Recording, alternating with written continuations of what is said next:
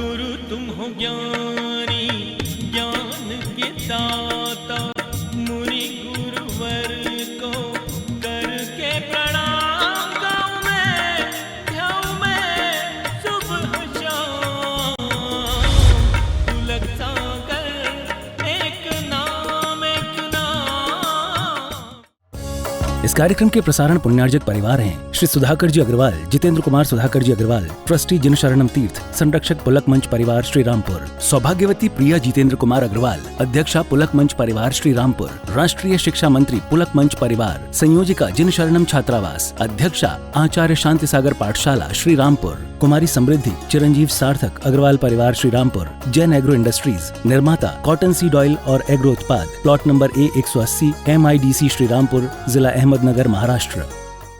भगवान महावीर के अमर संदेश जीव दया की राह पर चलते हुए भारत गौरव राष्ट्र संत आचार्य श्री पुलक सागर जी गुरुदेव की प्रेरणा से वात्सल्य धारा ट्रस्ट द्वारा संचालित एक महान अभियान, शिक्षा और सेवा समय की मांग, वात्सल्य धारा एक समाधान, मानवीयता की दुनिया में बढ़ते कदम, वात्सल्य धारा एक प्रकल्प अनेक, सुशिक्षा, सुस्वास्थ्य शिविर, औषधि वितरण, वात्सल्य धारा रुग्ण वाहिनी, अहिंसा प्रसाद, माँ जनवाणी संग्रहालय, जीव दया, गौ सेवा, कन्यादान, वात्सल्य धाम।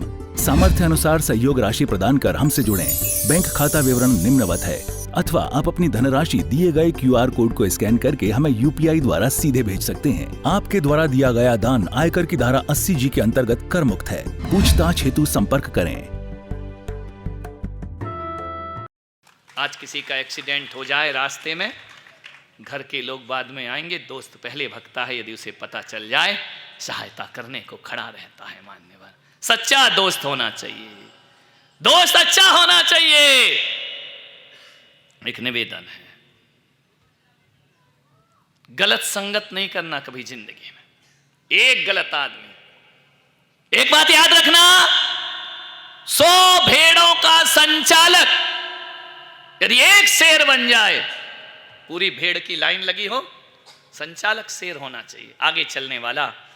100 भेड़ों का संचालक एक शेर बन जाए तो 100 भेड़ें गड्ढे में गिरने से बच जाएंगी। ध्यान रखना, क्योंकि भेड़ तो वही चलती है जैसा आगे वाला चल रहा है। और यदि 100 शेरों का संचालक एक भेड़ बन जाए तो 100 शेरों को गड्ढे में वह गिरा दिया करता है। एक शेर जैसा दोस्त होना चाहिए हमारे जीवन में। मानने पर गलत संगत नहीं। मैं सोचता हूं अब्दुल कलाम को यदि गलत दोस्त मिल जाते तो अब्दुल कलाम लादेन बन जाते, और लादेन को यदि अच्छे दोस्त मिल जाते तो लादेन अब्दुल कलाम बन करके खड़ा हो जाता। महावीर को यदि गलत दोस्त मिलते तो महावीर हिटलर बन गए होते, वो हिटलर को अच्छे दोस्त मिलते तो हिटलर महावीर बन करके खड़ा हो गया होता। ध्यान रखना है, दोस्ती अच्छों से करो, सच्चों से करो, जैसी संगति वैसे ही होता है। लेकिन दोस्ती में एक संदेश आपको दे रहा हूं कि किसी से भी दोस्ती करो, ये युवा जितने बैठे हैं, किसी से भी दोस्ती करो तो अपने दिल के किसी कोने में एक कब्रिस्तान जरूर बनाना। अपने दिल के किसी कोने में एक कब्रिस्तान जरूर बनाना, जहां हम अपने दोस्त की बुराइयों को दफना सके। ध्यान रखना है, बुराइयों को याद मत रखो, अच्छाई और सच्चाई को याद रखो। मान्यवर, दूध पीकर, घास खाकर दूध देना, घास खाकर दूध देना गाय की आदत तो देख, घास खाकर दूध देना गाय की आदत तो देख, और दूध पीकर जहर उगलना सांप की फितरत तो देख। ध्यान रखना, वो दूध पी के जहर उगला करता है और एक गाय होती है जो घास खाकर दूध दिया करती है। मानने वाला आपसे निवेदन है, दोस्त वो नहीं होते हैं जो तस्वीरों में साथ देते हैं, दोस्त वो होते हैं जो तकलीफों में साथ दिया करते हैं। ध्यान रखना, तस्वीर में साथ देने वाले बहुत मिल जाएंगे। कभी देखना किसी तालाब में जब पानी रहता है तो विदेशी पक्षी भी आकर के उसका पानी पीते हैं, आकाश से उतर के तालाब से पानी पिया करते हैं। लेकिन जिस दिन तालाब सूख जाता है ना, उस दिन पंछी उसके पास आना बंद कर देता है। मान्यवर कुछ दोस्त ऐसे ही मिलेंगे कि जब तक जेब में हैं तब तक तुम्हारा साथ देंगे, और जिस दिन जेब खाली दोस्त बदल जाया करता है। ध्यान रखना, ऐसे दोस्त नहीं होना चाहिए। दोस्त तो उस मछली की तरह होना चाहिए कि जब तक तालाब में पानी रहता है तो उसके साथ रहते हैं, और पानी सूख जाए तो प्राण त्याग देते हैं, लेकिन तालाब कभी बदला नहीं करते हैं। ध्यान रखना, उसी तालाब में अपने प्राणों को निछावर के। एक जंगल में आग लग गई, सारा जंगल धू धू करके जलने लगा। आग लग गई, पूरे पेड़ जल रहे हैं, सारे पक्षी उड़ गए, जानवर भाग गए। एक पक्षी पेड़ पर बैठा है।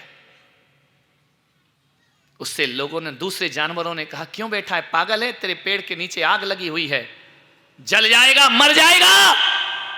आग लगी इस वृक्ष को और जलने लागे पात, उड़ जा भोले पंछिया, पंख तुम्हारे साथ। ध्यान रखना, हाथी ने कहा कि पागल, तेरे पास पंख है, ये पेड़ जल रहा है, तू उड़ जा, पंख तुम्हारे साथ। मालूम है वो पक्षी ने क्या कहा? पक्षी ने कहा कि फल खाए जिस वृक्ष के गंदे कीने पात, फल खाए जिस वृक्ष के गंदे कीने पात, अब यही हमारा धर्म है, मैं जलूंगा इसके साथ। ध्यान रखना, जिस वृक्ष के फल खाए, जिसके पत्ते गंदे किए, आज वो जल रहा है तो मैं उसे छोड़कर कहीं और चला जाऊं? नहीं, ये दोस्ती नहीं हुआ करती है। ध्यान रखना, आपसे मेरा आग्रह है, जिंदगी ऐसी। बस अंतिम बात कहता हूं क्योंकि समय बहुत हो गया है। एक लड़की इंदौर में पढ़ रही थी, मेरा चातुर्मास था वहां। वो लड़की पढ़ने गई, मां बाप को छोड़ करके इंदौर में जाके अध्ययन कर रही है। क्यों इतना पढ़ा लिखा रहे हो लड़कियों को? ध्यान रखना, लड़कों को भी मत पढ़ाओ रे, कोई फायदा नहीं, नौकरी फोकरी मिलना नहीं है, फालतू में पढ़ा रहे हो। दुकान में बिठाओ, अच्छे अच्छे लोग अपने यहाँ नौकरी करने आएंगे। ध्यान रखना है। एक लहर लग गई है, नहीं हमारा बेटा जॉब करेगा सर, खाक जॉब करेगा। आ गया ना वो क्या यार UGC, क्या करोगे तुम जॉब? ध्यान रखना, कुछ नहीं कर सकते हो, वक्त बर्बाद करना है।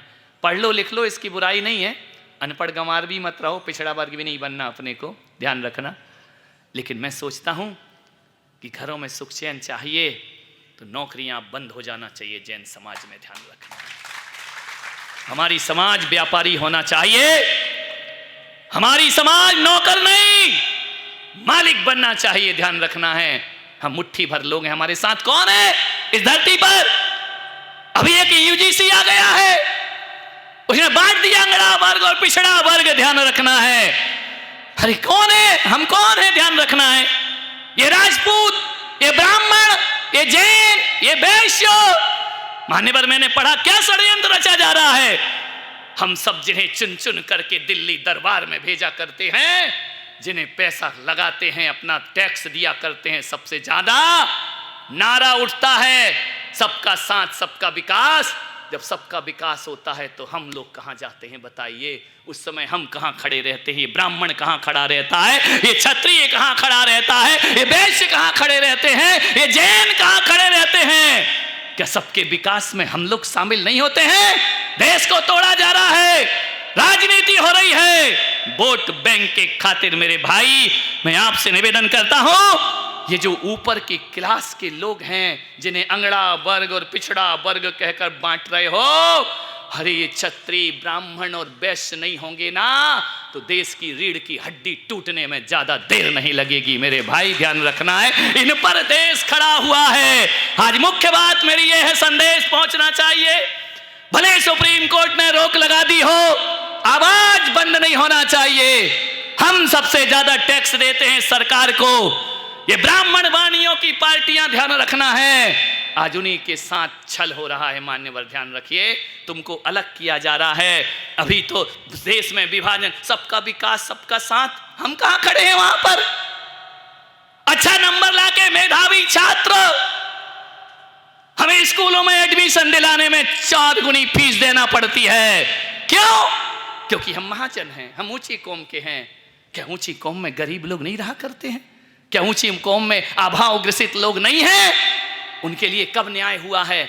यहां पर जितनी भी देश में जातियां हैं, सबके लिए योजनाएं बनी सरकारी, सबके लिए आयोग बनाए गए, हमारे लिए कुछ नहीं बनाया गया। ध्यान रखना, क्योंकि हम ऊंची कौम के लोग हैं, हम अगड़े पक्ष के लोग हैं। मान्यवर, ये प्रहार हम झेल रहे हैं। मान्यवर, ये कानून आने वाला है इस देश में कि किसी को जाति सूचक शब्द बोल दिया, यदि इन ऊंची जात वालों ने, ये क्षत्रिय ने, ब्राह्मण ने, वैश्य ने, यदि किसी को कुछ कर दिया और नहीं भी किया, यदि उसने शिकायत कर दी तो तुम्हारा मुकदमा अदालत में पहुंच जाएगा, बेगुनाह को सजा मिलेगी। ध्यान रखना है। ये कैसा अंधेर नगरी चौपट राजा मेरे भाई, हम गला फाड़ फाड़ कर तुम्हारा समर्थन करते रहे, हमारी जड़ें काटी जाने इस देश से। मान्यवर, ध्यान रखना, जागृत हो जाइए।